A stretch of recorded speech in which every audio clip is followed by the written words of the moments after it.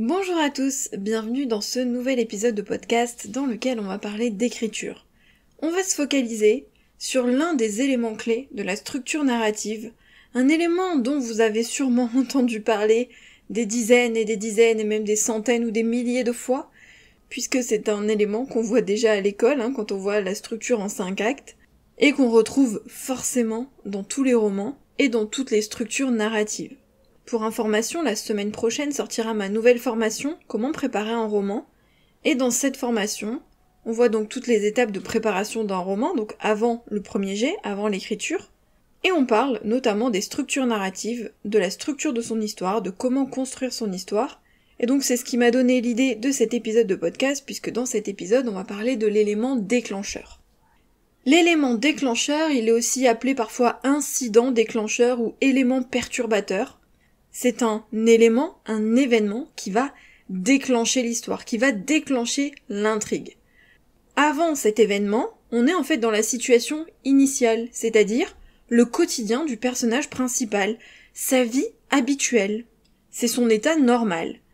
À un moment donné, il y a cet élément, cet événement déclencheur qui va venir perturber son quotidien, perturber cette situation initiale, c'est pour ça qu'on l'appelle aussi événement perturbateur.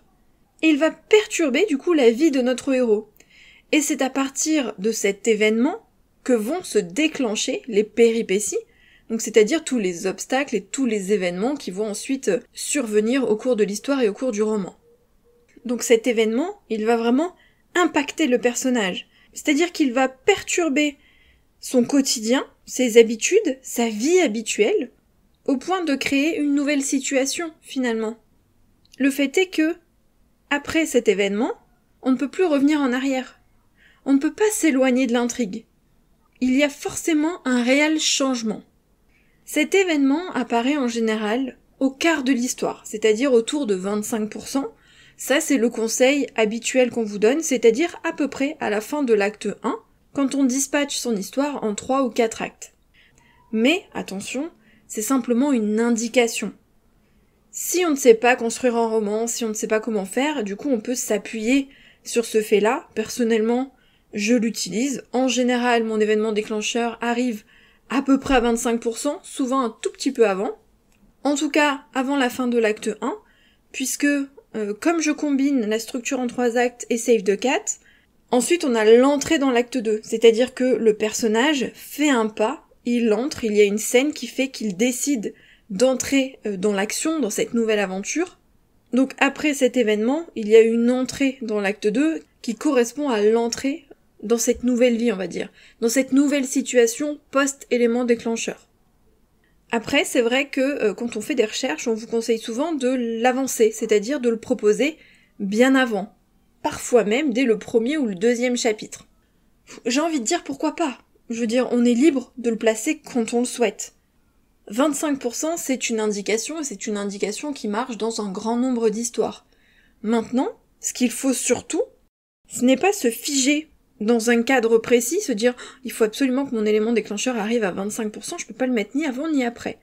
Non, il faut se fier à son histoire. Comment on construit son intrigue? À quel moment a-t-on besoin de cet élément déclencheur?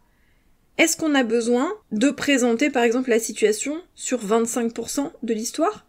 Donc imaginons, je vous dis n'importe quoi, on va dire, allez, les 25% c'est 10 chapitres, est-ce que pendant 8 ou 9 chapitres, j'ai vraiment besoin de présenter mon histoire? Est-ce que je peux faire plus court? Est-ce que c'est plus intéressant si l'élément déclencheur, il arrive au tout début, ou au milieu de cet acte 1? En fait, c'est à vous de voir en fonction de votre histoire, de votre intrigue ou de vos intrigues, de vos personnages, de l'arc de vos personnages, s'il est intéressant de le placer avant ou non. En revanche, je déconseille de le placer après 25%. Disons que ça ferait un début un peu trop long. Alors, encore une fois, ça dépend de l'histoire. Peut-être qu'il y a des éléments qui arrivent dès le début et qui sont tellement intenses ou intéressants ou essentiels qu'on peut se permettre de le déplacer et de le mettre après. Mais, on va dire que d'une manière générale, si on le place après 25%, ça nous fait un début assez long. Peut-être parce que du coup, il y a trop d'exposition, trop d'informations, et qu'il faut retravailler son intrigue. Donc c'est pas impossible. Ça dépend vraiment de la structure de l'histoire, mais il faut se méfier, à partir du moment où on décide de placer après 25%, il faut vraiment qu'il y ait une raison et qu'avant ça vaille le coup. Parce que ce qu'il faut se dire, c'est que le lecteur, s'il s'ennuie, si c'est trop long, si l'élément arrive trop tard, il risque de décrocher. Il y a beaucoup de lecteurs qui comptent sur le début du livre pour voir si ça vaut le coup, et qui du coup après quelques pages ou quelques chapitres décident d'abandonner. Donc si l'élément déclencheur arrive trop tard, ça peut dérouter le lecteur et lui donner envie d'abandonner parce qu'il se dira il se passe rien dans cette histoire. L'idéal c'est donc de le placer soit à 25%, soit avant, pour être sûr que l'histoire se déclenche suffisamment tôt pour garder le lecteur, pour le garder avec soi, pour le tenir en haleine. Les éléments déclencheurs, en fait, ils peuvent prendre plein de formes différentes. C'est vraiment très très libre et ça dépend totalement du genre et de l'histoire qu'on propose. Donc ça c'est propre à chaque histoire. Par exemple, on peut avoir une rencontre entre deux personnages, au contraire une séparation, une naissance, un nouveau travail, un déménagement, la mort de quelqu'un, une trahison. On peut avoir aussi la découverte d'un pouvoir, la découverte d'un objet magique, un appel à l'aventure. Donc on a vraiment un choix très très vaste, très très large. Ça dépend du type d'histoire, ça dépend du genre. Ce qu'il faut retenir sur l'élément déclencheur, c'est que il doit être en lien avec le personnage principal. Ça veut dire qu'il doit avoir un impact sur lui. Si on a un élément déclencheur et que ça ne touche pas le personnage et que en gros ça change pas vraiment sa vie, voire qu'il s'en moque, c'est qu'on n'a pas choisi le bon élément. Il faut que ça perturbe sa vie. Il faut que ça amène un changement. Il faut qu'il soit obligé de s'y confronter. Donc il faut que ça le touche personnellement. Deuxième chose, c'est donc que cet événement doit changer l'histoire. Ça doit apporter un changement par rapport à la situation initiale. Avant cet événement, après cet événement, on a deux situations différentes. Et attention, on n'est pas encore à la situation finale, bien évidemment, parce qu'au cours des péripéties, la situation va évoluer jusqu'à atteindre le point B, c'est-à-dire la situation finale. Mais avec cet événement déclencheur, on a déjà un changement entre la situation initiale et l'après-événement déclencheur, donc post-événement déclencheur. Troisième élément, c'est que ça doit créer du conflit. Il faut que cet événement soit suffisamment puissant, suffisamment important, suffisamment personnel du coup, pour apporter ce changement qui va créer un conflit, qui va amener des obstacles, qui va amener les péripéties. Encore une fois, s'il est en lien avec le personnage et qu'il crée un petit changement, mais bon, sans plus, c'est pas suffisant. Il faut qu'il soit puissant. Il faut qu'il fasse basculer la situation. Ça déclenche une histoire, ça déclenche une intrigue qui va durer sur des dizaines ou des centaines de pages. Donc il faut qu'il soit suffisamment fort pour lancer notre personnage principal dans cette nouvelle aventure, dans cette nouvelle situation. Quatrième point, c'est qu'il doit être suivi d'une action. J'en ai parlé tout à l'heure avec l'entrée dans l'acte 2, c'est-à-dire qu'il va prendre la décision de se lancer dans cette nouvelle aventure. C'est lui qui fait un pas dans cette nouvelle aventure. Il doit décider quelque part d'entrer dans l'histoire. Alors, dans certains genres et dans certaines histoires, ça va être très flagrant, c'est-à-dire que par exemple, il accepte d'aller dans une école de magie, il accepte d'apprendre à utiliser un nouveau pouvoir, de quitter son monde pour découvrir un nouveau monde. Là, c'est flagrant cette différence. Dans des histoires peut-être plus réalistes ou plus classiques, on va peut-être pas forcément s'en rendre compte, parce que c'est vraiment concomitant, c'est-à-dire ce moment où il y a l'élément déclencheur, où il y a ensuite l'entrée dans l'action, il y a des histoires où ça va presque se confondre. Et il y a d'autres histoires où on va vraiment avoir deux étapes, où ça va vraiment être scindé, puisqu'on va avoir cet élément qui va perturber sa vie.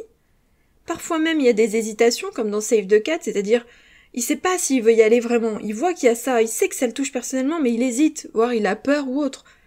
Et ensuite il fait le pas d'entrer dans l'histoire. Donc voilà, ça dépend vraiment de la construction de l'histoire et du genre de roman. Parfois on va pas trop se rendre compte de cette distinction entre ces deux étapes, et parfois ça va être flagrant. Cinquième point, c'est que cet élément, cet événement, peut être positif ou négatif.